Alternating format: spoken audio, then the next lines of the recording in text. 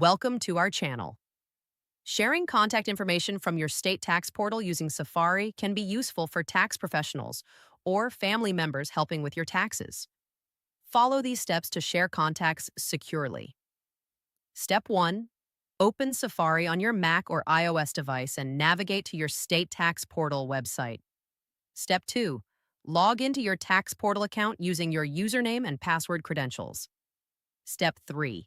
Navigate to the contacts or support section where contact information is displayed, such as tax preparer details or customer service contacts. Step 4. Select the contact information you want to share by highlighting the text with your cursor or finger. Step 5. Right-click on the selected text or long press on iOS and choose Share from the context menu. Step 6. Select how you want to share the contact, such as via email, message, or by copying it to your clipboard. Step 7.